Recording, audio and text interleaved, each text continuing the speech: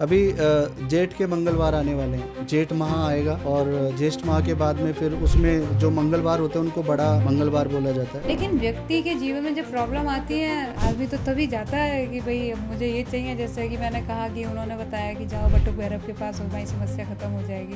तो जब तक अभाव नहीं हो तब तक तो वो भी नहीं गए होंगे कभी बटुक भैरव के पास। नहीं तो भगवान की पूजा आप करेंगे तो आपके हमारे पाप की वजह से ही हमारे सामने समस्या है ना। तो जब हम भगवान की पूजा करते हैं तो चेतना जागृत हमारी खुद से ही होती है। में हर व्यक्ति दूसरे व्यक्ति से परेशान है और यही वजह है कि शायद तंत्र मंत्र और साधना का इतना ज्यादा बोलबाला हो गया है कि हर व्यक्ति ये चाहता है कि कैसे भी एक उपाय मिल जाए और सामने वाला मेरे कब्जे में आए। ये तो मानवीय विकृति है ना, इसको कैसे खत्म कर सकते हैं? ये तो कलयुग के इस कालखंड में तो ये तो होना ही होना है। आगे चल के तो ये बहुत ज्यादा बड़ा हो जाए। प्रेमानंद जी महाराज जी की भी मैंने एक उसमें रील में सुना था, वो भी यही बात बोल रहे थे कि एक पशु में और इंसान में जो अंतर है वो किस चीज का है। भाई पशु भी वही कर रहा है, इंसान भी जो काम इंसान कर रहा है वो काम एक पशु भी कर सकता है, बाकी की प्रक्रियाएं भी कर रहा है। लेकिन बस एक चीज है कि ईश्वर का नाम जपने की बुद्धि क्षमता मनुष्य में है, वो पशु में नहीं है, इसीलिए वो पशु नहीं, बात उनकी जो बात है वो बहुत ज्यादा अलग होती है और वो कहीं ना कहीं बुद्धि में एक प्रकाश पैदा करती है। उन्हें पता ही नहीं है ना, क्योंकि उन्हें बस इतना समझ आता है कि भैरव है मतलब ये शराब पी लेंगे, मतलब ये सिगरेट इनको चढ़ा दो और इनको चढ़ाएंगे तो हमें भी मिल जाएगा क्योंकि ये तो प्रसाद है। और देखिए ऐसे दिल्ली के प्रगति मैदान में किलकारी भैरव हैं।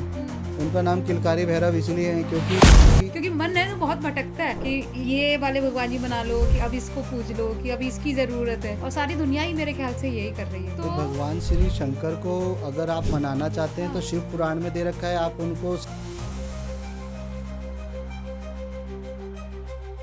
Hello and welcome back in STS। मैं हूं आपके साथ श्रेया और आज के पॉडकास्ट में हम बात करने वाले हैं अष्ट भैरव साधक पंडित ऋषि राहुल जी से, जो बताएंगे आपको कि किस तरह से आप ईश्वर की आराधना कर सकते हैं। और सबसे प्रमुख बात आज के पॉडकास्ट में ये जानने को मिलने वाली है आपको कि जो भैरव हैं, काल भैरव, अष्ट भैरव, उनको कैसे साधना चाहिए या नहीं साधना चाहिए, आराधना करें तो किस तरह से करें, कौन है भैरव, क्यों हम उनसे डरते हैं या क्यों हमें भय करना चाहिए, या किन चीज़ों का हमें ध्यान रखना चाहिए। क्योंकि आराधना किसी की भी हो, कुछ बातों का विशेष ध्यान रखकर यदि आप उसकी आराधना करते हैं तो उनकी कृपा अनंत रूप से आपको मिलती है, ये निश्चित है। यही बात आज के पॉडकास्ट के ज़रिए भी आपको पता चलेगी। बहुत बारीकी से बहुत सारी बातें हैं जो मैं अभी इंट्रो में पूरी तरह बता भी नहीं सकती, उसके लिए पूरा का पूरा पॉडकास्ट देखना पड़ेगा। आखिर तक ज़रूर जाइएगा क्योंकि आखिर में जाकर ही आपको पता चलेगा कि ईश्वर वाकई आप पर कृपा करता कैसे है। फिलहाल अभी देर नहीं करते हैं, चलिए जल्दी से शुरू करते हैं।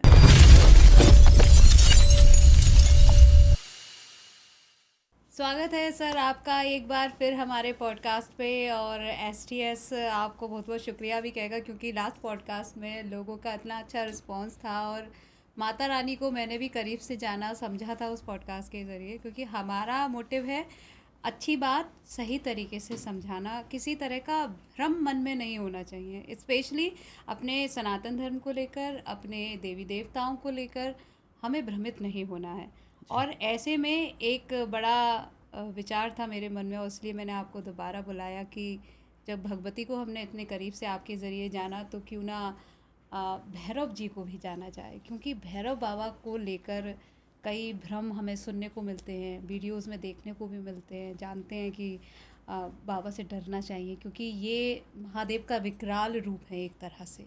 जी, आप किस तरह से इसको वर्णित करेंगे, कैसे समझें बाबा भैरव को? भगवान भैरवनाथ के लिए आपने जो प्रश्न किया है ना, इसका जवाब दूं, लेकिन इससे पहले मैं आपको धन्यवाद करता हूं कि आपने मुझे फिर से बुलाया।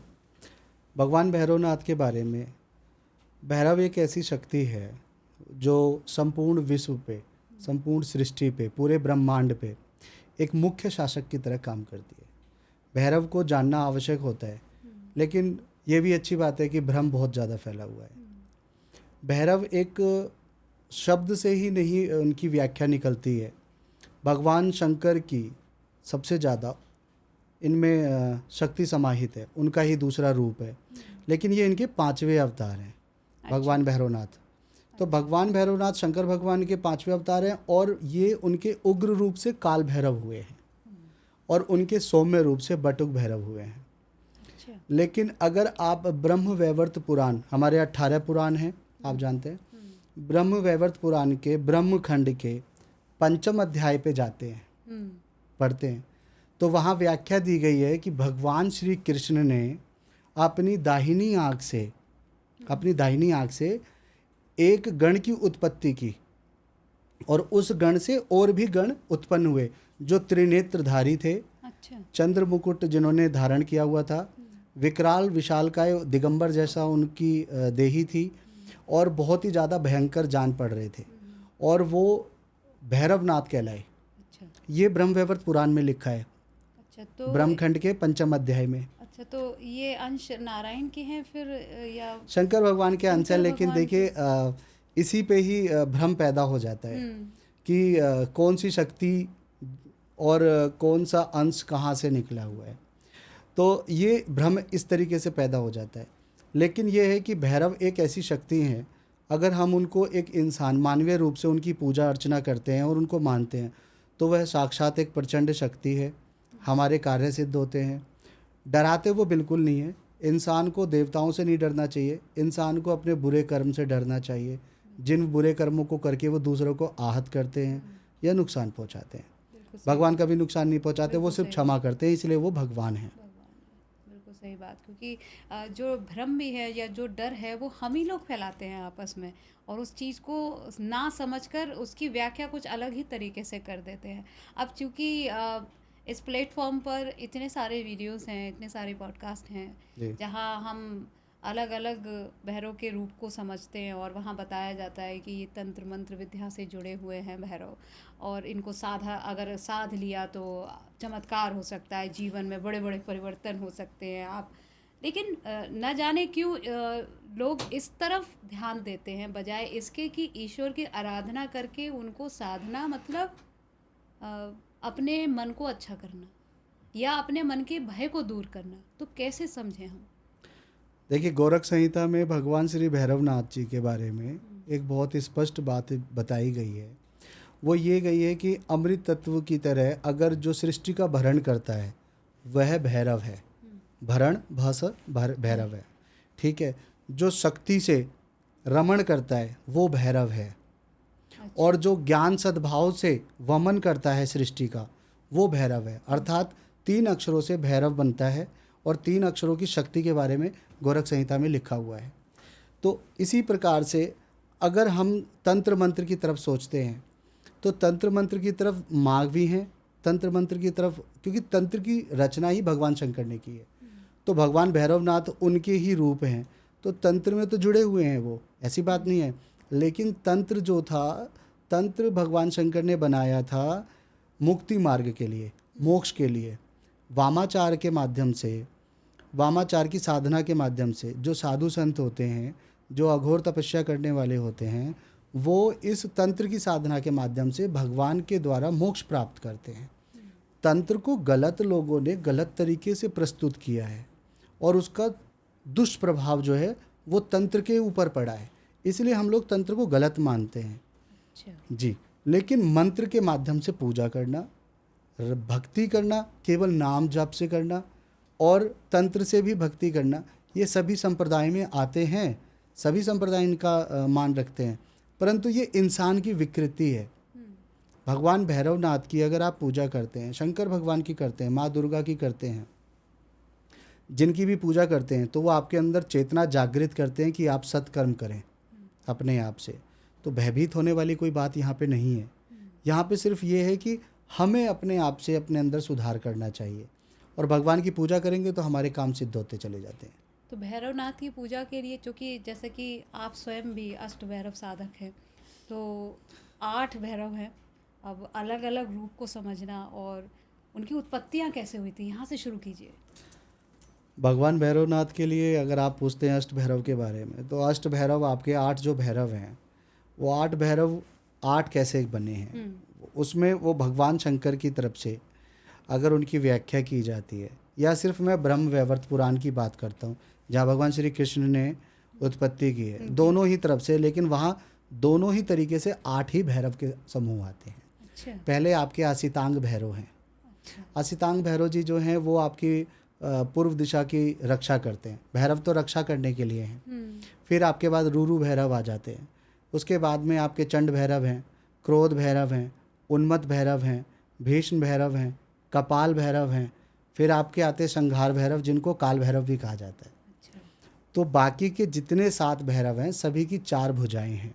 अच्छा। सभी के अपने अपने कार्य हैं, अपनी अपनी अलग अलग दिशाओं की रक्षा करने की उनकी जिम्मेदारियां हैं। अच्छा। लेकिन काल भैरव जो हैं वो मुख्य हैं, जिन्हें संहार भैरव कहते हैं, और वो 10 भुजाधारी हैं। उसके अलावा उनका जो रंग है काल भैरवनाथ महाराज जी का, वो बिजली के समान पीला रंग और तेज चमकदार है।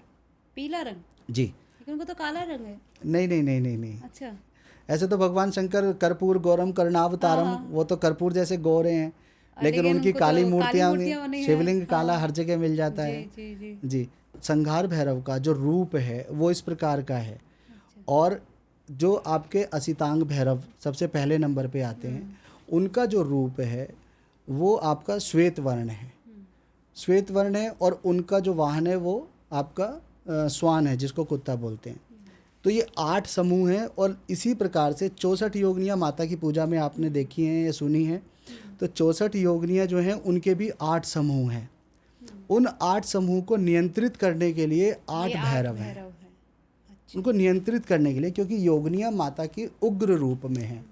ब्राह्मरी, माहेश्वरी, कुमारी, वैष्णवी, चामुंडा, नरसिंही, इस प्रकार से, और इंद्राणी, ये आपके अलग अलग 8 समूह में 8 अट्ठे 64, ऐसे 64 योगिनियाँ बनती हैं। तो ऐसे ही भगवान भैरवनाथ के 8 रूप हैं जो 8 को नियंत्रित करते हैं। तो भैरव महाराज जी के रूप बहुत सारे हैं। जैसे भगवान शंकर को जब आवश्यकता दिखती है कि यहाँ पे 51 शक्तिपीठ हैं माता रानी के, अलग अलग जहाँ जहाँ पे उनके निर्जीव शरीर के जो भगवान विष्णु ने सुदर्शन चक्र के माध्यम से जो उनके टुकड़े किए थे, जो जहाँ जहाँ पे गिरा वो वहाँ पे शक्तिपीठ एक स्थापित हो गया। तो वहाँ रक्षा करने के लिए भगवान शंकर ने एक एक शक्ति वहाँ पे रखी हुई है, वो भैरव रूप में है। वो भैरव रूप में है। तो 8 भैरव हैं, लेकिन 8 की 8 दिशाओं की रक्षा करने के लिए हैं। एक पूरब भैरव पूर्व दिशा की रक्षा करते हैं एक भैरव, एक करते हैं पूर्व दक्षिण की, और एक करते हैं फिर आपकी दक्षिण और उत्तर की, और फिर उसके बाद उत्तर और पश्चिम की, फिर उत्तर की, फिर उत्तर और पूर्व की। तो पूर्व पश्चिम उत्तर दक्षिण चार आपके ये हो गए। आग्नेय, नैऋत्य, वायव्य और ईशान, ये 4 हो गए। तो 4 दूनी 8, 8 दिशाओं की रक्षा करते हैं भैरव। अच्छा। लेकिन दिशाएं तो सुना है 10 होती हैं। जैसे एक ऊपर भी जब पूजन करते हैं तो एक ऊपर होती है, एक नीचे भी, तो 10 दिशाएं होती हैं। 10 दिशाएं जो होती हैं वो 10 दिशाएं वो पाताल की अलग हो गई और उनकी ऊपर की अलग हो गई। लेकिन जो आपका एक वास्तु के हिसाब से जो घेरा बनता है, जो पृथ्वी पे है समतल पे, तो वो आपके 8 कोण के लिए है, 8 दिशाओं के लिए है। उस प्रकार से वो 8 दिशाओं की रक्षा है। ठीक है। तो ये 8 दिशाओं से 8 भैरव हमारी सभी की ये हर वक्त रक्षा करते रहते हैं, या इनका पर्टिकुलर स्थान बना हुआ है, जो मंदिर हैं वो उसी तरह से बनाए गए हैं? देखिए, स्थान मंदिर जो बने हुए हैं वो बने हुए हैं। ऐसे काशी में भी आज 8 भैरव के मंदिर बने हुए हैं, अष्ट भैरव। अष्ट भैरव के मंदिर आपको उज्जैन में भी मिल जाएंगे। काल भैरव जी के अलावा वहाँ और मंदिर हैं जो 8 भैरव को देते हैं। उसके अलावा आपको अगर उत्तराखंड में जाएंगे तो केदारखंड में भी अष्ट भैरव के मंदिर हैं। अच्छा। हाँ, तो अष्ट भैरव के मंदिर तो हैं, स्थान है, सभी सिद्ध हैं। लेकिन समूह जो आप बता रहे हैं वो समूह सिर्फ अष्ट भैरव हैं, और 8 भैरव हैं जिनके नाम मैंने आपको अभी बताए हैं। अच्छा, अब इनको साधने के लिए क्या ऐसा ज़रूरी है कि एक विशेष पद्धति का इस्तेमाल, या एक विशेष कहना चाहिए एक पड़ाव, जीवन का पड़ाव होना ज़रूरी है, या आपको कब लगा कि मुझे भैरव का ही साधक होना है? देखिए, एक व्यक्ति कैसे पहचाने कि मैं भैरव की साधक हो सकती हूँ या हो सकता हूँ? जब आपके अपने पितृदेव, आपके अपने कुल देवता, और उसके बाद उनकी प्रसन्नता के बाद जब आपके इष्ट देवता प्रसन्न होते हैं, तो आप अपने आप जुड़ते हैं, अपने आप संबंध बनता है। भगवान ही अपने एक भक्त को चुन लेते हैं, तो वो आपका भाग्य है। तो आप उस दिशा में जा रहे हैं तो आपको अपने आप एक गुरु भी मिलता है, क्योंकि गुरु आपको किसी ऑनलाइन ना तो किसी प्लेटफॉर्म पे मिलेंगे, ना ही गुरु आपको किसी दुकान पे मिलेंगे।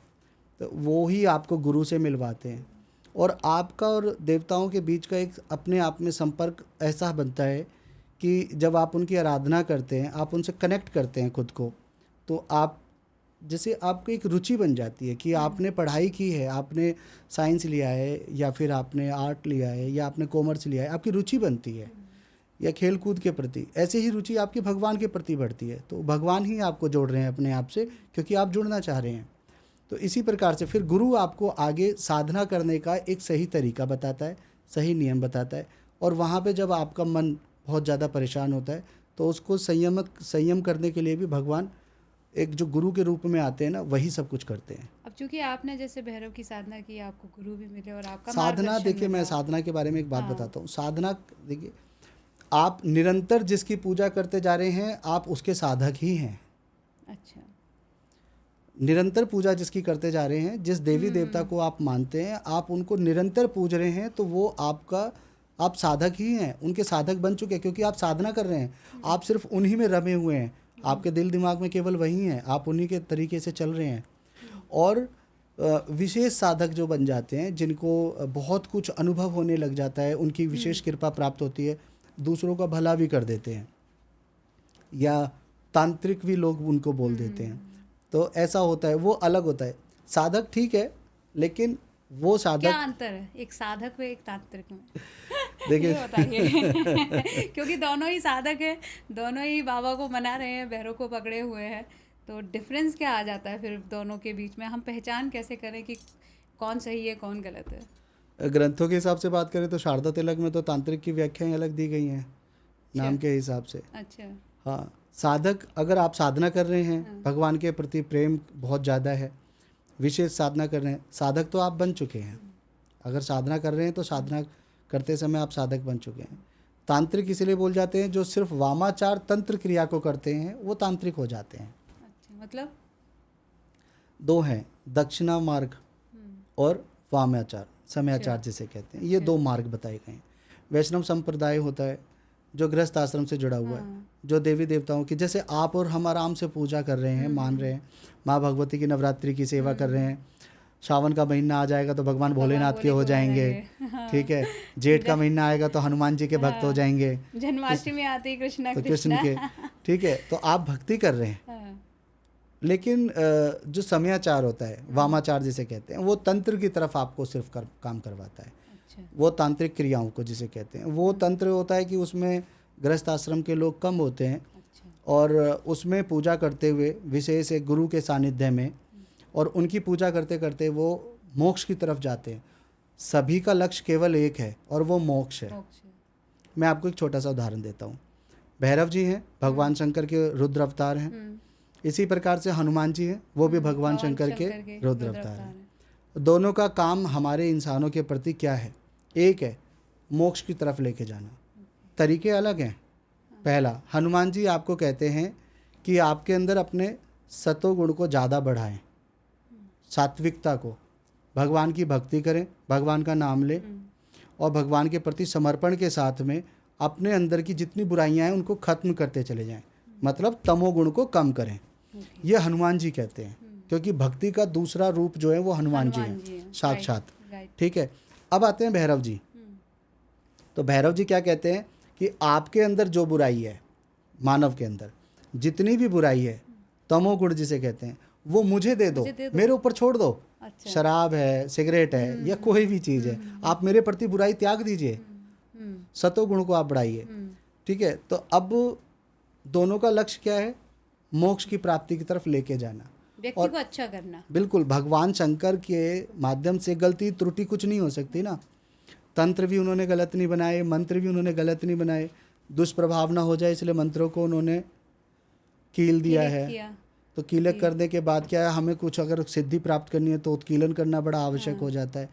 उन्हें पता है शक्ति है तो गंभीरता शायद ना रहे और शक्ति का दुरुपयोग हो जाए, इसलिए तो भगवान से त्रुटि नहीं होती, तो उनके रुद्र अवतार में कैसे त्रुटि हो जाएगी?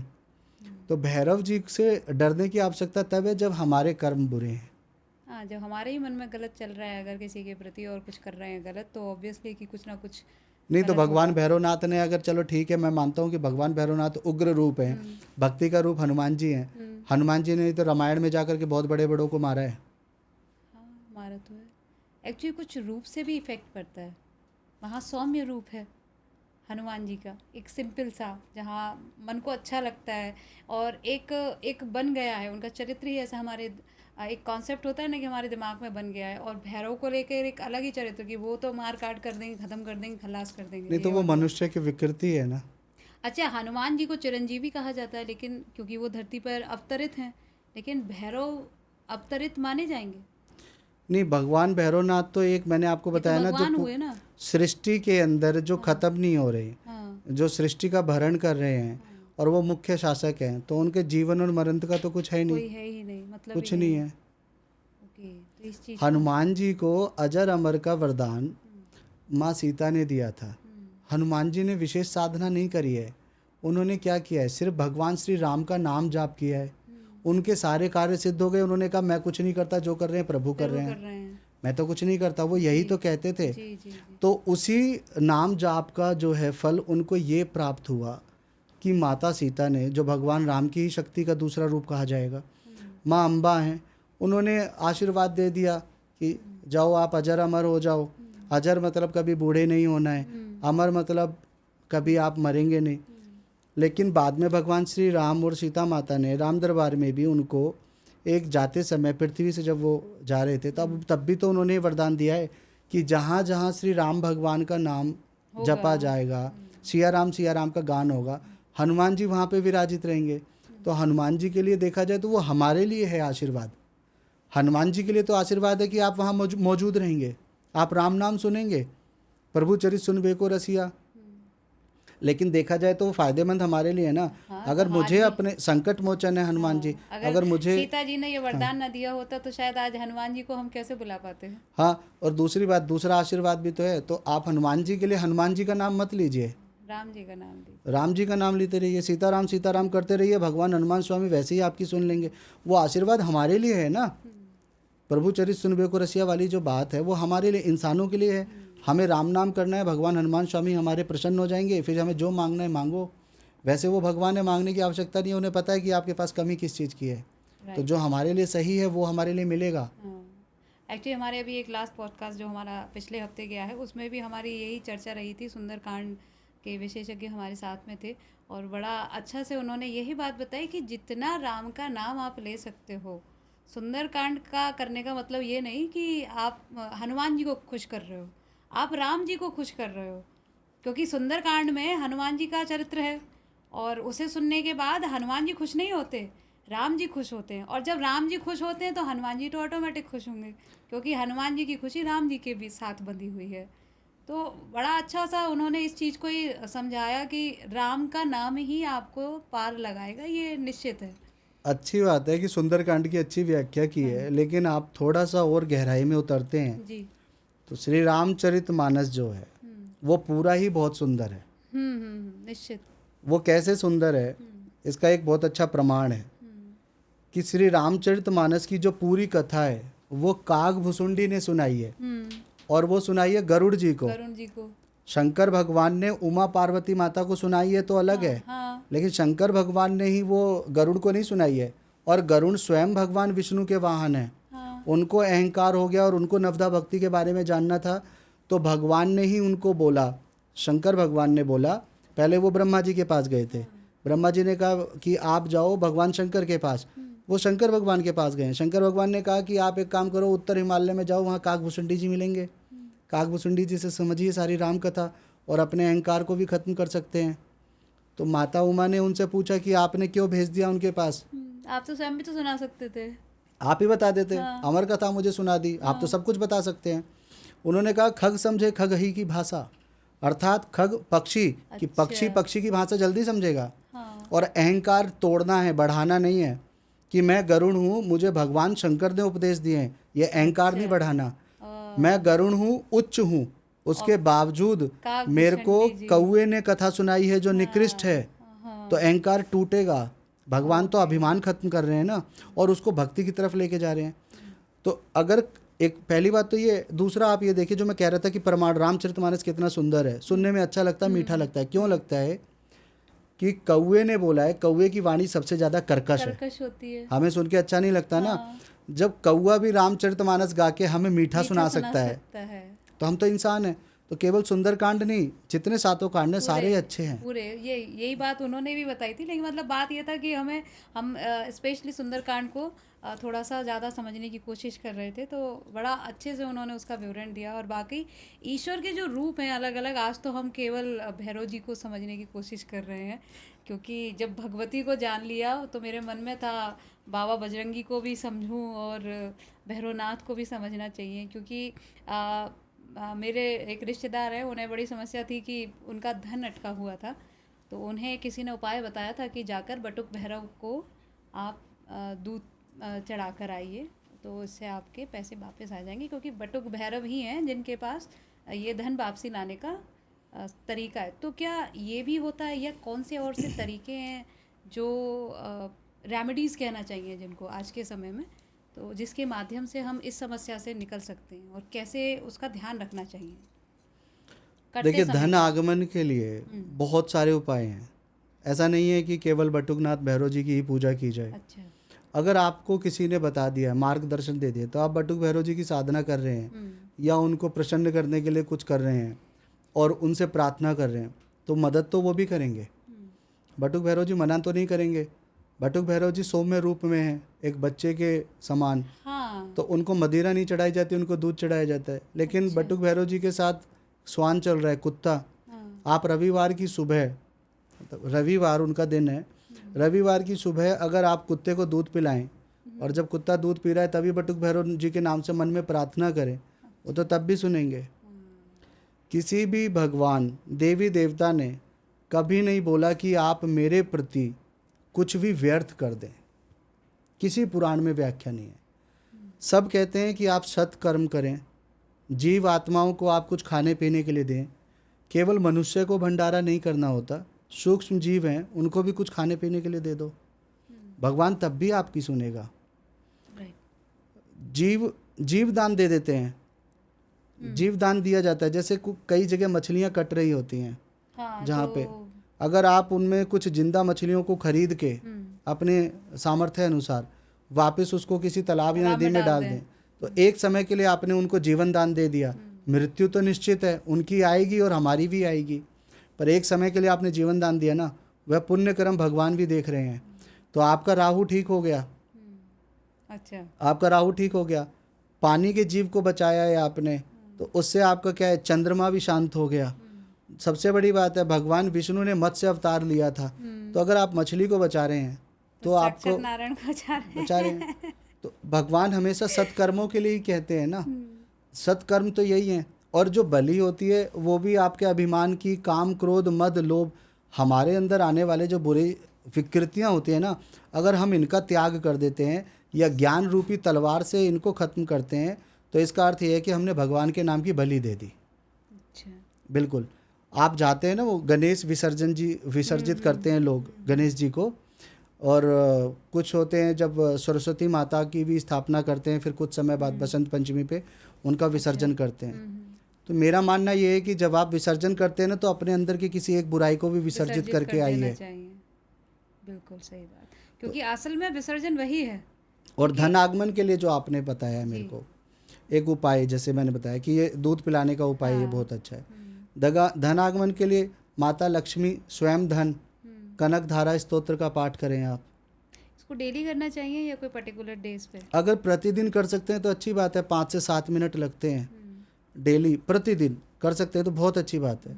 अब लोग ये कहते हैं कि मुझे धन भी चाहिए, घर बैठे और काम मैं ना करूं, ज़्यादा मेहनत ना करूं, कुछ तप भी ना करूं, तो कम से कम शुक्रवार के दिन ही कर लो। एक दिन तो करो हफ्ते में। माता लक्ष्मी के लिए शुक्रवार का दिन है, उसी दिन कर लीजिए आप। और अगर संस्कृत पढ़ने से समस्याएं होती हैं और कनक धारा पाठ नहीं किया जा सकता, तो माता लक्ष्मी के बीज मंत्र का भी पाठ किया जा सकता है, जो बहुत छोटे होते हैं और अच्छे होते हैं। और ओम ऐं ह्रीं श्रीं महालक्ष्मी नमः, अच्छा। इस मंत्र को आप जाप कर सकते हैं। अच्छा। इंद्र ने एक बार दुर्वासा ऋषि के द्वारा दिए हुए पारिजात वृक्ष का पारिजात पुष्प मिला था, उस पुष्प का अपमान कर दिया था। अच्छा। इंद्र ने, जो देवताओं के राजा हैं, और उन्होंने दुर्वासा ऋषि ने ये शिवालय, जब वो जा रहे थे दुर्वासा ऋषि अपने शिष्य मंडली के साथ में कैलाश पर्वत के लिए, तो इंद्र को उन्होंने वो इसलिए फूल दिया था कि अगर आप इसको अपने मस्तक पे धारण करते हैं तो आपको बहुत सारे अनेक पुण्य फल प्राप्त होते हैं और आप हमेशा के लिए ही राजा रहेंगे। इस प्रकार के उन्होंने कुछ अच्छे वचन कह के वो पुष्प दिया था, जो भगवान श्री नारायण का प्रिय पुष्प है। लेकिन इंद्र ने उनके जाने के बाद उस पुष्प का अपमान किया कि ऐरावत से जो उनका हाथी था उसके सिर पे डाल दिया। अच्छा। तो तत्काल प्रभाव से इंद्र भ्रष्ट हो गए, श्री भ्रष्ट। श्री भ्रष्ट मतलब उनका राजपाट गद्दी सब चला गया। उसके अलावा वो लक्ष्मी से विहीन हो गए, मतलब उनके पास लक्ष्मी ही नहीं रही। वो जो सोने की अंगूठियाँ ये वो जो कुछ भी था उनका, तो राजा से बिल्कुल भिखारी जैसे बन गए थे। फिर वो भाग के गए ब्रह्मा जी के पास। उन्होंने पूछा कि अब श्री भ्रष्ट हो गया हूँ, मैं क्या करूँ। तो ब्रह्मा जी ने उनको बोला था कि आप क्या है कि आप जहाँ पे ब्रह्मा जी का मंदिर है भारतवर्ष में, राजस्थान के अंदर पुष्कर पड़ता है, वहाँ पे ही एक ब्रह्म कुंड भी है। वहाँ पुष्कर ब्रह्म कुंड पे जाकर के इंद्र ने तपस्या की थी। अच्छा। और यही लक्ष्मी माता की बीज मंत्र का उसने पाठ किया था। और फिर उसके बाद भगवान श्री नारायण ने प्रसन्न होकर के उनसे फिर से वापस इंद्र पद दिया था। अच्छा। तो जब इंद्र देवता को सब कुछ प्राप्त हो जाता है तपस्या करके, तो हम तो मानव हैं। प्रयास करना पड़ेगा, लेकिन प्रयास प्रयास के तो संभव नहीं। देखिए, रावण को भी सोने की लंका तब प्राप्त हुई थी जब उन्होंने मेहनत की थी और उन्होंने बहुत ज़्यादा तप किया सालों था। वर्षों वर्षों तप किया है। हमारे जो हमने प्रारब्ध सुना। में जी, हमारे प्रारब्ध में कुछ अच्छा लिखा हुआ है जो हमने किया था पहले, कभी कोई कर्म किए हैं जो अच्छा लिखा हुआ है। तो आज के समय में हमें धन प्राप्त हो गया, लेकिन कुछ आज जो हम कर रहे हैं, आरब्ध जो कर रहे हैं, उसका कुछ विपरीत प्रभाव पड़ेगा, हमें आगे कष्ट दे सकता है। तो सत्कर्म और पूजा तो करनी चाहिए, भगवान की शरण में तो रहना चाहिए, हमेशा उसको धन्यवाद करना चाहिए कि जब हम सुबह सो के उठते हैं ये जीवन आज तो एक आज और नई आपने सुबह दी आपने। एक और नया जीवन दे हाँ, दिया। एक और नई सुबह दी आपने। ये तो मैंने भी सीखा है बचपन से, जो माँ सिखाती रही है कि हर सुबह उठ के सबसे पहले शुक्रिया कहो कि एक और दिन दिया ईश्वर आपने, और इस दिन मैं बहुत अच्छा करूँ, ऐसी मेरी बुद्धि रखना। अभी जेठ के मंगलवार आने वाले हैं, जेठ माह आएगा और ज्येष्ठ माह के बाद में फिर उसमें जो मंगलवार होते हैं उनको बड़ा मंगलवार बोला जाता है। अच्छा। और ये वो माह था जिसमें भगवान हनुमान जी को श्री राम भगवान के पहली बार दर्शन हुए थे। अच्छा। तो इसलिए इसकी बहुत ज़्यादा मान्यता है। तो धन से संबंधित समस्याएं या किसी व्यक्ति द्वारा किसी दूसरे व्यक्ति के ज़बरदस्ती जो पैसे को रोक लिया जाता है, जो नहीं मिल पाता है, तो उसके लिए ये महीना बहुत अच्छा रहेगा। अच्छा। हनुमान जी का एक स्तोत्र है, बड़वानल स्तोत्र, हनुमान जी का है। अच्छा। एक वो संस्कृत में है बड़वानल स्तोत्र। या तो पूरे महीने हनुमान जी को उसका पाठ करके सुनाया जाए तो भी उसके कार्य सिद्ध हो जाते हैं, रुके हुए धन के जो रास्ते हैं वो खुल जाते हैं। और शत्रु द्वारा अगर कोई पैसा रुका हुआ है तो वो जरूर आएगा, फंसा हुआ पैसा जिसे कहते हैं। और अगर संस्कृत में बड़वानल स्तोत्र की पाठ को करने में समस्या आती है तो हनुमान चालीसा, जैसे आपने देखा है, वो गायन में है, जय हनुमान ज्ञान गुण सागर, जय कपीस तिहु लोक उजागर। इसी प्रकार से हनुमान साठिका है। हनुमान साठिका? हाँ जी, हनुमान साठिका तुलसीदास महाराज जी ने लिखी है। तो हनुमान साठिका का पाठ करें, और वो बहुत छोटा है। अच्छा। हनुमान चालीसा का पाठ थोड़ा सा बड़ा है। हनुमान चालीसा के पाठ की तुलना में आधा पाठ है वो। अच्छा। और आप उसका पाठ पूरे ज्येष्ठ माह करते हैं तो आपके जो शत्रुओं द्वारा जो पैसा रुक जाता है, या किसी व्यापार में आपका जो पार्टनर था जिसने पैसा रोक लिया है, या फिर किसी ज़मीनी विवाद में पैसा रुक गया है, क्योंकि यहाँ मंगल भी लग जाता है, तो ये आपको पूरा फ़ायदा देता है। आपकी सरलता, आपका भाव, बाकी आप भगवान का नाम लेके उनके ऊपर छोड़ दीजिए, वो अपने आप कर देंगे। ओके। तो इसमें कोई विशेष बातों का ध्यान रखना है? मतलब पूजा के वक्त कर सकते हैं ये पाठ? हनुमान जी की पूजा के दौरान एक ही सबसे बड़ा होता है, वो होता है व्याभिचारिता नहीं होनी चाहिए। ओके। व्याभिचारिता नहीं होनी चाहिए। बाकी और चीज़ों को तो वो क्षमा कर भी सकते हैं, व्याभिचारिता ना करें बस। बाकी नियम, कोई कायदा, कोई कुछ इसके अलावा? मंगलवार तो विशेष है, वो करना ही करना है, मंगलवार करना ही करना है, वो विशेष है। और मंगलवार को अगर आप करते हैं तो फल तो आपको प्राप्त होगा। आप अपने सभी देखिए, आजकल सभी लोग क्या है कि मंगलवार को हनुमान जी को चोला चढ़ाना कर देते हैं, लड्डुओं का भोग लगाना चालू कर देते हैं। अब क्या है, पीपल के पेड़ के पत्ते लेकर के उसके ऊपर राम नाम लगाकर उसकी माला पहना देते हैं। राइट। आप सिया राम सुना दीजिए, वो तब भी प्रसन्न हो जाएंगे। एक सुना है कि लौंग की माला बनाकर लौंग के जोड़े की माला बनाकर अगर आप पहनाते हो हनुमान जी को तो वो भी आपके काम बन जाते हैं, तो ऐसा होता है क्या? बहुत बहुत बातें हैं सामने आती है, पर समझ में नहीं आता है कि क्या तो करें क्या तो ना करें। तो बस एक ही चीज़ ध्यान में आती है आखिर में, तो कि भाई जो आप कह जैसे आप कह रहे हैं कि बस प्रभु का नाम जप लो, वो ही काफ़ी है। देखिए, बुराई करना अच्छी बात नहीं होती, मैं ये मानता हूँ। लेकिन कई बार शब्द मुंह से आ जाते हैं कि इतने तो भगवान शंकर ने भी रचना नहीं करी मंत्र की, उपायों की या विधियों की, जितनी अब हो गई। जितनी आज के समय में लोगों ने कर दी हैं, जिनका कोई आधार नहीं दिया जा सकता। लेकिन मुझे ऐसा लगता है कि उनसे काम भी तो बनते होंगे, नहीं बनते? मैं तो सिर्फ सुबह के समय भगवान की पूजा करता हूँ, उनको धन्यवाद करता हूँ, शाम का अपना पूजा कर लेता हूँ। मेरे जो काम बनने होते हैं वो बन जाते हैं, जो नहीं बनते हैं उसके प्रति मेरे को कोई शिकायत भी नहीं है भगवान से। और यही भाव होना चाहिए, आई थिंक। नहीं, होना चाहिए, लेकिन अभाव जब आता है ना लोगों के पास, तो भाव नहीं रहता। तो वो भाव नहीं रहता। खैर, भाव की बात हो रही है, लेकिन और हम तो भैरव की बात कर रहे हैं। अच्छा, अगर गुरुजी भैरव ग्रंथ की बात करें तो उसमें किस तरह से वर्णित है भैरव के बारे में, क्या विशेष चीज़ है जो भैरव सबको पुराण जाननी देखिए चाहिए? एक बनी हुई है, भैरव विज्ञान भैरव के नाम से लोग किताब खरीद लेते हैं, उसको पढ़ते हैं तो बाद में पता चलता है कि भैरव जी के बारे में इसमें ये लिखा है कि भैरव और भैरवी संवाद है, अच्छा। जिसमें 112 विधियां बताई गई हैं कि आपको भगवान से प्राप्ति कैसे होगी। अच्छा। उसमें ये बोला जाता है कि भगवान से कि मेरे को अगर अपने किसी एक कुंडली को पराशक्ति के माध्यम से जागृत करना है तो मुझे क्या करना चाहिए। हाँ। और भगवान शंकर कौन है, भगवान शंकर के अलावा कोई और सृष्टि में शक्ति है, तो वहाँ ये नहीं बताया जाता कि शंकर कौन है, शिव कौन है, मूल तत्व कौन है। वहाँ पे विधि बताई जाती है कि आप इस प्रकार से साधना करें, इस प्रकार के कर्म करें, आपको फल प्राप्त होगा। क्योंकि भगवान शंकर का ही मानना है और उनका ही यही कहना है कि मुझे कर कर ही आप जान सकते हैं। मतलब आप विधि करेंगे, आप कर्म करेंगे, तभी आप जान पाएंगे शिव कौन है। बताने से आप शिव के बारे में नहीं जान पाएंगे। और हर देवी देवता के लिए भी यही है। आप भगवान भैरव के प्रति समर्पण रखेंगे, पूजा पाठ करेंगे, तभी आप समझ पाएंगे कि भैरव कौन है। जब तक इसी आप प्रकार उसको पूजेंगे नहीं, उसके करीब नहीं जाएंगे, समझने वाली बात ये है ना, कि तभी तो आप जान पाएंगे कि वो है क्या। एक छोटा उदाहरण देता हूँ, मेरे को नहीं लगता कि ये बात सटीक है या नहीं है, लेकिन मेरे हिसाब से, मेरे विचार के हिसाब से ठीक है। हम टीवी पे और बहुत सारे डिजिटल मीडिया में कई लोगों के बारे में बहुत अच्छा सुनते हैं, उन्होंने ऐसा किया, इन्होंने वैसा किया, ये ऐसे हैं, ये वैसे हैं। जब हम बहुत नज़दीक जाते हैं, उनके साथ कुछ समय बिताते हैं, तो हमारी ना सोच एकदम परिवर्तित हो जाती है। या तो हम बहुत अच्छा बोलने लग जाते हैं, या फिर हम उनके बारे में उल्टा बोलते हैं, उन्हें घटिया बोल सकते हैं। यही प्रकार से हमारे इंसानों के अंदर की जो विकृतियाँ हैं ना, ये फैली हुई हैं। तो देवताओं के प्रति अगर आपको देवता को जानना है तो आप उनके प्रति समर्पित हो जाइए। देवता बुरे नहीं है, आपकी सोच में परिवर्तन आ जाएगा, लेकिन बुरा नहीं आएगा, अच्छा आएगा। अच्छा। हाँ, जो मतलब डिमांड रख के जाते हैं देवताओं के प्रति, तो देवताओं को पता है कि ये किस भाव से पूजा कर रहा है।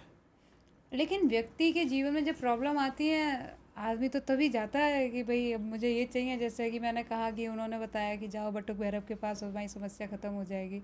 तो जब तक अभाव नहीं हो तब तक तो वो भी नहीं गए होंगे कभी बटुक भैरव के पास में। नहीं तो भगवान की पूजा आप करेंगे तो आपके हमारे पाप की वजह से ही हमारे सामने समस्या है ना। तो जब हम भगवान की पूजा करते हैं तो चेतना जागृत हमारी खुद से ही होती है। चेतना जागृत करने वाले भी वही हैं, चाहे बटुक भैरव हो गए, चाहे काल भैरव हो गए, चेतना वही जागृत करेंगे, कर्म हमारे अच्छे अपने आप हो जाएंगे। अब आप ये देखिए कि शनि की दशा से लोग पीड़ित हो जाते हैं। जब उनको दिख रहा है कि 99% पे होकर के 1% पे उनका काम फेल हो गया, हर जगह उनका अपमान हो रहा है, तो फिर बाद में बात करते हैं किसी अच्छे ज्योतिषी से। ज्योतिष आचार्य उन्हें बता देते हैं कि आप ये रत्न धारण कर लीजिए, शनिदेव की पूजा करिए, हनुमान जी को चोला चढ़ाना आरंभ कर दीजिए। शनिदेव हनुमान जी की वजह से आपके साथ कभी कुछ नहीं कहेंगे।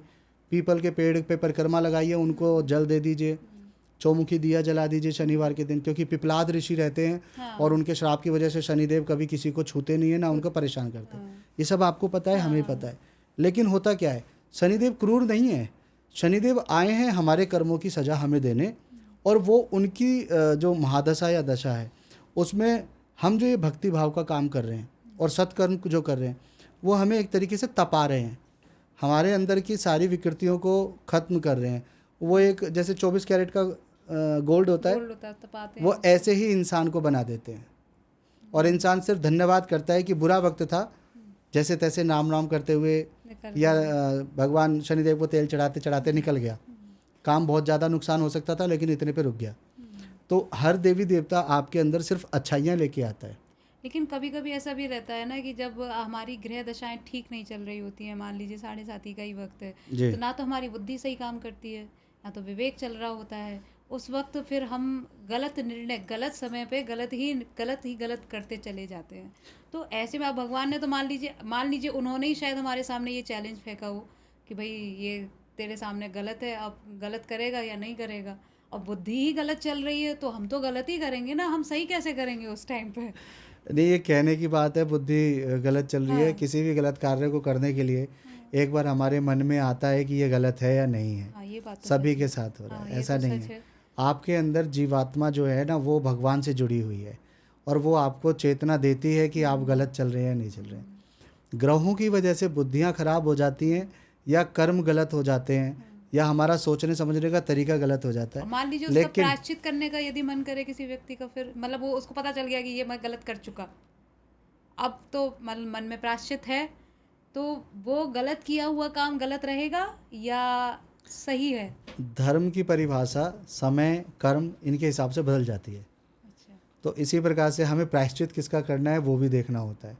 केवल ऐसा नहीं है कि एक ही फार्मूला बता दिया और वो सारे प्रायश्चितीकरण पे लग जाएगा, ऐसा भी नहीं होता। ओके। हाँ, तो अब ये जो आपने प्रश्न किया है कि बुद्धि जो खराब हो जाती है, बुद्धि खराब नहीं होती, वो हमारे साथ ऐसा होना होता है, हम करते हैं। उसके बावजूद भी चाहे वो ग्रह का प्रभाव है या किसी और के कारण से ही हमें एक रास्ता दिखाने वाला मार्गदर्शक जरूर मिलता है। वो बार बार हमें टोकता है, भैया आप गलत कर रहे हैं, आपको इस प्रकार के कार्य करने चाहिए। वो हमारे दोस्त हो सकते हैं, हमारे वो परिवार के लोग हो सकते हैं, हमारे रिश्तेदार हो सकते हैं। कई बार जाने अनजाने भी ऐसे मित्रगण की तरह मिल जाते हैं वो जो बता थोड़ी जाते देर हैं, की मुलाकात में हमें सही सलाह दे के चले जाते हैं। बता जाते हैं। तो हमें देखना होता है। मारने के लिए, संहार करने के लिए भगवान के पास, देवताओं के पास बहुत बड़े बड़े राक्षस हैं। ये पृथ्वी पे वो मनुष्य को मारने नहीं आएंगे, वो उन्हीं की बनाई हुई कृति हैं, हम उन्हीं के बच्चे हैं। राक्षसों को मारने के लिए देवता हैं, उनके हाथ में त्रिशूल होता है, खड़ग होता है, तलवार होती है, वो सब उन्हीं के लिए, वो हमारे लिए नहीं है। साथ ही गुरुजी, अगर भैरव बाबा की जो आराधना है वो अगर कोई करना चाहे, जैसे कि अभी बात चली रही है कि साधना हम कर सकते हैं, तो उसमें तंत्र साधना की जाती है या कैसे उनकी साधना की जाए? कौन से मंत्रों का इस्तेमाल किया जाता है? अगर आप भैरव भगवान जी की साधना करना चाहते हैं कि आपके साथ ग्रह शांत हो जाएं, एक वैष्णव की तरह परिवार में रह के, तो आप भगवान भैरवनाथ के लिए, आप उनका बटुक भैरवनाथ जो रूप है बहुत सौम्य है, आप उनका ही ध्यान करें। अच्छा। काले रंग के आसन पे बैठ के और एक सामने चौकी रख के, काले रंग का कपड़ा उस पर रख के सरसों के तेल का आप दिया जला दीजिए। अच्छा। और उसके बाद बहुत ही साधारण एक मंत्र है, ओम भैरवाय नमः। हाँ। सिर्फ इसी मंत्र का आप जाप कर सकते हैं। अच्छा। कोई विशेष आपको इस मंत्र के लिए, साधना के लिए कोई नियम लगाने की आवश्यकता नहीं है। अगर आपकी इच्छा नहीं करती है, जैसे अब सुबह के लिए हम कह देते हैं कि गायत्री मंत्र का पाठ कर लें या शाम को कर लें, या फिर हनुमान चालीसा जी के लिए कह देते हैं कि हनुमान चालीसा का पाठ करें। इसी प्रकार की जो अलग अलग पूजाएं हैं, अगर आप वो नहीं कर रहे, आपका मन है कि आपको भैरवनाथ जी की ही पूजा करनी है, तो भैरव की तो पूजा। आप भैरवनाथ जी की पूजा करें। आपका मन भैरव जी से लग रहा है हाँ। तो आप उनसे मन लगाएं, उनसे पूजा करें। तरीका फिर साधारण रखें। जब आपको एक अच्छा गुरु मिल जाए तो काम धंधा छोड़ के सिर्फ गुरु को नहीं ढूंढना है, तांत्रिक नहीं बनना है। आपको तो देवताओं से जुड़ के अपने मोक्ष की प्राप्ति करनी है या आपको विशेष कार्य सिद्ध करने हैं, तो आप भगवान का इतना ही नाम लेते रहें, आपके काम सिद्ध होते चले जाएंगे। अपने आप ही गुरु से भेंट होगी, अपने आप ही रास्ता बिल्कुल बनेगा, बिल्कुल, सारा ईश्वर रास्ता तक सब कुछ पहुंचने का। सब कुछ प्रकृति आपको हमेशा सिग्नल देती है। ये जो ब्रह्मांड रचा हुआ है, मैनिफेस्टेशन के लिए लोग बताते हैं ना कि आप जी, ब्रह्मांड जी, को शुक्रिया अदा हाँ, करें, हाँ, उन्हें हाँ, धन्यवाद जी, करें, जी, जी, जी। ब्रह्म मुहूर्त में उठें, आकाश गंगा की तरफ देखें, हाँ, वो उनको thank you प्रणाम करें बोलें। या थैंक यू बोलें, हाँ, पानी पीते हुए हाँ, पानी को थैंक यू बोलें। हाँ, सब आप हर जगह चीज़ को थैंक यू बोल रहे हैं, लेकिन आप अपने रिश्तों को तो थैंक यू नहीं बोल रहे ना। जो आपके आसपास है, बिल्कुल, इंसान हो के इंसान की कदर नहीं कर रहे। अब उसको कैसे समझा जाए फिर? अब क्योंकि वो तो इंसान तो समझना इंसान से ही पड़ेगा। परेशान है। आज की डेट में हर व्यक्ति दूसरे व्यक्ति से परेशान है और यही वजह है कि शायद तंत्र मंत्र और साधना का इतना ज़्यादा बोलबाला हो गया है कि हर व्यक्ति ये चाहता है कि कैसे भी एक उपाय मिल जाए और सामने वाला मेरे कब्जे में आ जाए। इस चीज़ को कैसे ख़त्म किया जाए, और इसके लिए मतलब लोगों ने भगवान को भी नहीं छोड़ा है। नहीं, ये तो मानवीय विकृति है ना, हाँ, इसको कैसे खत्म कर सकते हैं? ये तो कलयुग के इस कालखंड में तो ये तो होना ही होना है। आगे चल के तो ये बहुत ज़्यादा बड़ा हो जाएगा। आगे चल के क्या होगा? अभी ये कंडीशन है तो आगे जाके किस नहीं, और पीक भी पे बुरा होगा? होगा। ये तो कलयुग है, कलयुग के जी। चरण जैसे जैसे बढ़ेंगे इस प्रकार से वो तो आगे जाके बढ़ता ही चला जाएगा। आप ये देखिए कि कलयुग का जब आरंभ हुआ तो कैसे हुआ। राजा परीक्षित के पास आए वो सबसे पहले, उन्होंने सोने का एक सामान पहना हुआ है, मतलब मुकुट। कलयुग ने उनको कहा कि मैं यहीं आके बैठ जाता हूँ, बैठ गए। उनको प्यास लग रही थी, सामने एक महात्मा दिखाई दिए जो उस समय में वो इस मुद्रा में थे कि वो भगवान का ध्यान लगा रहे थे। अच्छा। तो उनको आवाज़ दे के जगा रहे हैं कि मेरे को प्यास लग रही है, पानी पीना है। राजा होने के बावजूद भी उनके अंदर वो बुद्धि पूर्णतः खत्म हो गई कि जो साधु सन्यासी या योगी एक मुद्रा में बैठा है, आसन में बैठा है, ध्यान में बैठा है, मैं उसको क्यों जगाऊं? मैं खुद ही ढूंढ लूँगा पानी। लेकिन वो पानी नहीं ढूंढा, उनको जगाते रहे। वो नहीं उठे तो उन्होंने सोचा ये मेरा अपमान हो गया यार। कलयुग का ही तो प्रभाव था। उन्होंने सोचा मेरा अपमान हो गया, और उसके बाद क्या किया उन्होंने, वहाँ एक मरा हुआ सांप रखा था, उनके गले में डाल दिया। तो इससे उनको क्या प्राप्त हुआ? कुछ नहीं, बल्कि थोड़ी देर बाद श्राप और मिल गया कि उनको तक्षक नाग के द्वारा काटा जाएगा और वो मृत्यु को प्राप्त होंगे। बाद में अपने उन सारी चीज़ों के लिए उन्होंने क्या किया, फिर उन्होंने कथा सुनी है, भगवत, है ना। तो मनुष्य की विकृति, दिमाग में आने वाली जो गलत हैं, उनको ना मैं चेंज कर सकता हूँ ना आप चेंज कर सकते हैं। तो इसको तो ये कहेंगे कि जो होना है वो तो होगा। नहीं, लेकिन तो अपनी तरफ से विदित ही था, ऐसा इसलिए नहीं हुआ। है। नहीं, ऐसा नहीं है। इस पे कई बार बातें हो जाती हैं कि जो आपके भाग्य में लिखा हुआ है वो हो रहा है, ठीक है। तो ये जो हम कर रहे हैं ये क्या है, इसका आ गया। तो मैंने आपको थोड़ी देर पहले बताया, प्रारब्ध जो पूर्व का किया हुआ है, जिसने भाग्य लिखा है, आरब्ध जो आज वर्तमान में हम कर रहे हैं, इसका हमें फल प्राप्त होगा। और इसकी वजह से आरब्ध के किए हुए कर्मों से कई बार प्रारब्ध का लिखा हुआ बुरा कर्म भी कट जाता है जब आपके पाप ज़्यादा हैं। पूर्व में आपने क्या किया है, पूर्व में मैंने क्या किया, ये मुझे पता नहीं है, ना मुझे इसकी स्मृति है। लेकिन आज मैं जो कर रहा हूँ ये तो मेरी ये तो मैं जानता हूँ, रिस्पॉन्सिबिलिटी बनती है, जिम्मेदारी बनती है कि मैं इसको ठीक कर सकता हूँ। तो अगर आज मैं ठीक तरीके का कार्य कर रहा हूँ तो पूर्व के किए हुए जो मेरे पाप हैं वो काटे जा सकते हैं। धर्म का मार्ग सिर्फ इसीलिए बताया हुआ है और किसी लिए नहीं बनाया। आपने अच्छे कर्म किए थे, आप मनुष्य योनि में आ गए, कई योनियों को भुगतने के बाद मनुष्य की योनि प्राप्त हुई है। तो मनुष्य की योनि भगवान ने इसी वजह से दी है कि आप अच्छे कर्म करें। बहुत ही ज़्यादा बुद्धिजीवी सिर्फ इंसान है। भगवान की बनाई हुई रचनाओं में इंसान सबसे अच्छी रचना है। जी, प्रेमानंद जी महाराज जी की भी मैंने एक उसमें रील में सुना था, वो भी यही बात बोल रहे थे कि एक पशु में और इंसान में जो अंतर है वो किस चीज़ का है। भाई पशु भी वही कर रहा है, इंसान भी जो काम इंसान कर रहा है वो काम एक पशु भी कर सकता है। वही खा रहा है, वो भी सो रहा है, उठ रहा है, बैठ रहा है, जा रहा है, आ रहा है, बाकी की प्रक्रियाएं भी कर रहा है। लेकिन बस एक चीज़ है कि ईश्वर का नाम जपने की बुद्धि क्षमता मनुष्य में है, वो पशु में नहीं है, इसीलिए वो पशु है।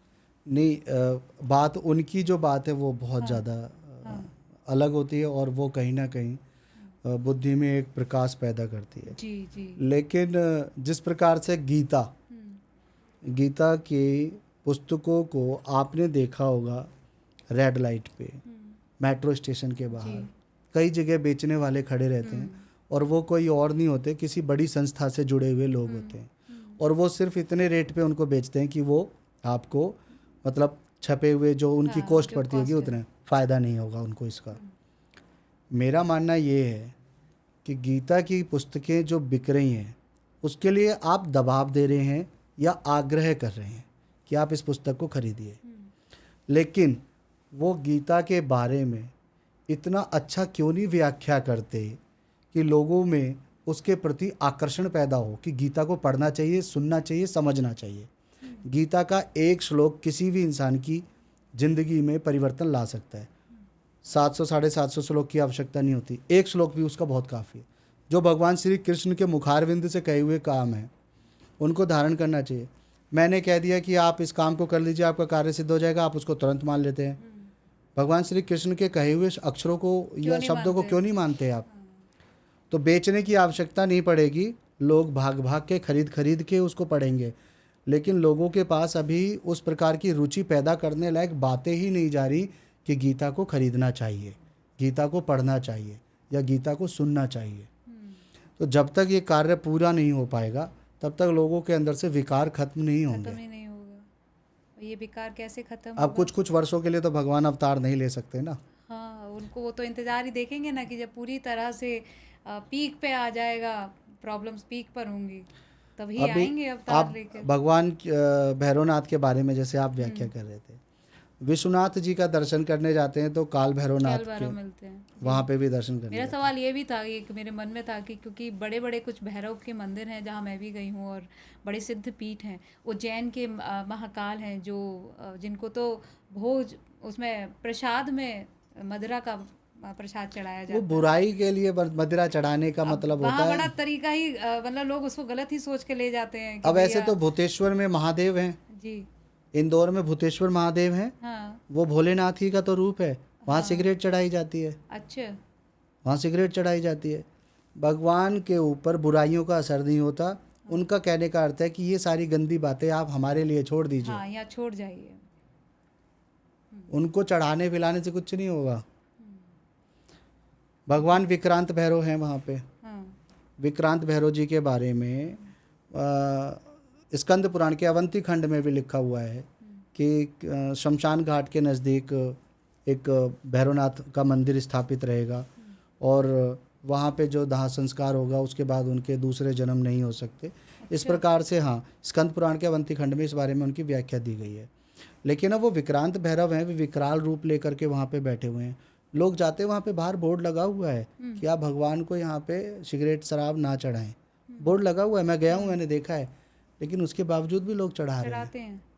वो लोगों की जो मानसिकता है या उनका जो तरीका है वो उन्हें पता ही नहीं है ना, क्योंकि उन्हें उन्हें बस इतना समझ आता है कि भैरव हैं मतलब ये शराब पी लेंगे, मतलब ये सिगरेट इनको चढ़ा दो और इनको चढ़ाएंगे तो हमें भी मिल जाएगा क्योंकि ये तो प्रसाद है। अब देखिए ऐसे दिल्ली के प्रगति मैदान में किलकारी भैरव हैं। उनका नाम किलकारी भैरव इसीलिए है क्योंकि भीम उनको लेके आए थे वहाँ पे स्थापना करने के लिए कि अपने इंद्रप्रस्थ में सुरक्षा की जिम्मेदारी श्री कृष्ण भगवान ने कहा था कि वो किसकी होनी चाहिए, भैरवनाथ की होनी चाहिए।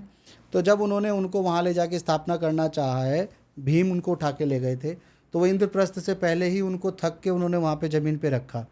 लेकिन बार बार आग्रह करने के बाद, क्योंकि उन्होंने वचन लिया था कि एक बार जहाँ आपने रख दिया मैं वहीं स्थापित हो जाऊँगा, तो उन्होंने फिर जब आग्रह किया, उनसे बार बार निवेदन किया कि आपकी आवश्यकता किले में है, तो भगवान भैरवनाथ ने ये कहा कि ठीक है, मैं यहाँ से ही आपके किले की ध्यान रखूँगा, उसकी रक्षा करूँगा। तो किलकारी भैरव इसलिए है कि जब वो किलकारी मारते थे, मतलब वो चिल्लाते थे जब जोर से हुंकारी लगाते थे, तो काफ़ी सारे वो जो दुष्ट प्रवृत्ति के लोग होते थे, राक्षस होते थे, वो तो वैसे ही समाप्त हो जाते थे।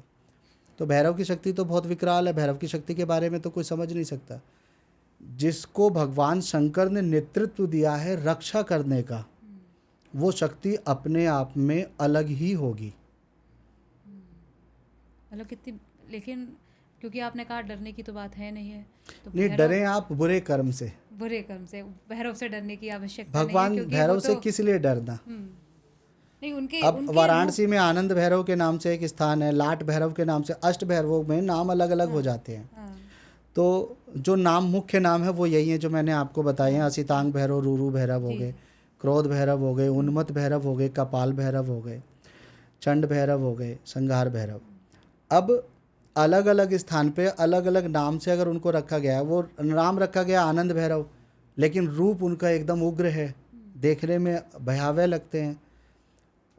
भैरवनाथ बाबा किसी का नुकसान नहीं करते, वो भला करने के लिए हैं, भला करने के लिए, सबकी रक्षा रक्षा का। करने के लिए। आप ये बताइए कि आपकी सोसाइटी में या हमारी सोसाइटी में जो सिक्योरिटी होती है, सुरक्षा कर्मी होते हैं, हम उन पे विश्वास क्या करते हैं कि अब हम घर में चैन से सो रहे हैं क्योंकि बाहर कोई है जो हमारी रक्षा के लिए है, कम से कम अलर्ट तो करेगा वो।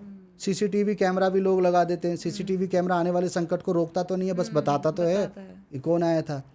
तो सुरक्षा का भार शंकर भगवान ने भैरवनाथ जी के पे दिया है। मतलब मैं तथ्यों पे बता रहा जिनके हूँ सर। भरोसे हम ये मान सकते हैं, अगर यदि हम उन पर सृष्टि विश्वास की रखते रक्षा का हैं, भार जिसके ऊपर वही दे दिया, हाँ सबकी रक्षा कर तो रहे इसका हैं। मतलब वो नुकसानदायक तो हो ही नहीं सकते। अच्छा, उनकी आराधना के लिए कोई विशेष दिन या तिथि ऐसी जो उस देखिए दिन की? काल भैरव जी महाराज या भैरव जी महाराज के लिए हाँ। क्या है कि मार्गशीर्ष की उनकी अष्टमी का उनका जन्म हुआ था, अच्छा। मार्गशीर्ष मास में। और ये सर्दियों के समय में, सर्दियों की जो ऋतुकाल होता है इस समय में उनका आता है। अच्छा। तो अष्टमी सबसे अच्छी मानी जाती है। वैसे अच्छा। प्रत्येक जितने भी कृष्ण पक्ष होते हैं उनकी अष्टमी को भी आप काल अष्टमी मान करके भगवान भैरवनाथ की विशेष पूजा कर सकते हैं, अच्छा। तिथि के हिसाब से। हाँ हाँ। और अगर आप दिन की बात करते हैं तो आपके लिए शनिवार है, आपके लिए बुधवार है, बृहस्पतिवार भी, गुरुवार उनका है, रविवार भी भगवान भैरवनाथ का है।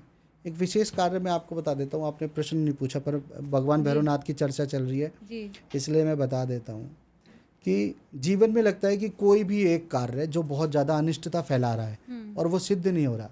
वो धन का हो सकता है, आपके मकान का काम हो सकता है, या फिर वो आपके विवाह संबंधित परिवार के बच्चों के लिए हो सकता है, या संतान प्राप्ति का कोई भी ऐसा, मतलब लगता है कि अब आपके संकट ही संकट बढ़ते जा रहे हैं, हाँ, पूरा ही नहीं नहीं हो रहा, निदान ये मिल रहा काम है। बन ही नहीं रहा। हाँ, भगवान भैरवनाथ को गुलाब बहुत पसंद होता है। अच्छा। हाँ, तो आपको भगवान भैरवनाथ को गुलाब की ही इत्र, गुलाब के फूल माला, या फिर गुलाब का क्या नाम है, ये अगरबत्ती या धूप बत्ती, इस प्रकार की सामग्री को साथ में लेकर के लड्डू के अगर आप भगवान भैरवनाथ की मूर्ति को रविवार के दिन चढ़ाते हैं तो वो सुनते हैं, प्रार्थना होती है पूरी। अच्छा, हाँ, प्रार्थना पूरी होती है। ये काम करेगा। चमत्कार नहीं होता। हाँ, लेकिन फॉर्मूला काम करेगा। मेरे जितने भी पॉडकास्ट हुए हैं मैंने सब में इन बातों के बारे में बताया है। जी। चमत्कार, जिह्वा में हड्डी तो है नहीं जो अटकेगी। चमत्कार सब बोल तो देते हैं, ईशान कोण में आप मटके में पानी रख दीजिए, लेकिन चमत्कार नहीं होता। जिनके साथ घटित होता होगा, वैसे चमत्कार मैंने देखे नहीं है। जहाँ भक्ति है, जहाँ भाव है, जहाँ प्रेम है, जहाँ भगवान है, वहाँ पे चमत्कार करने की आवश्यकता होती नहीं है, अनुभव होता है। अनुभव होता है। जहाँ चमत्कार हो रहे हैं वहाँ जादू हो सकता है, वहाँ ध्यान देना चाहिए। वहाँ तो फिर कुछ और ही कार्य सिद्ध होता है, समय लगता है लेकिन कार्य सिद्ध हो जाता है। ये विश्वास रखो और ये विश्वास पूरा होता है, अपने आप विश्वास जागृत होता है। चमत्कार नहीं होता कभी भी मन में धैर्य आ जाता है। धैर्य नहीं। आप करिए, मैं बताता हूँ आपको। जी। अगर मान लीजिए कि किसी भी व्यक्ति के पीछे शत्रुता ना चाहते हुए भी बढ़ जाती है, शत्रुता बहुत ज़्यादा बढ़ जाती है, तो आपने खाने पीने की सामग्री में वो सुना होगा, इमरती एक आती है, लाल रंग की बनती है वो, लेकिन वो बनती दाल से है। जी। तो इमरती, आप एक ही इमरती का भोग लगाइए भगवान भैरवनाथ के नाम से। अच्छा। आपके घर के अंदर भैरवनाथ जी नहीं है, कोई बात नहीं, शंकर भगवान तो होंगे। हाँ।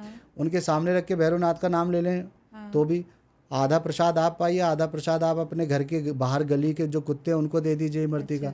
शत्रु पीछा छोड़ देता है। हर शनिवार करिए ये। अच्छा। कोई विशेष जादू टोना टोटका तांत्रिक कहीं कुछ करने की आवश्यकता नहीं है। देवी देवताओं पे भरोसा रखो, ईश्वर पे भरोसा हो, और ये थोड़े से प्रयास हैं, मेरे ख्याल से इन्हें प्रयास कहना श्रेया जी। चाहिए। मुझे ऐसा लगता है कि केवल हमारे ही लोग और हम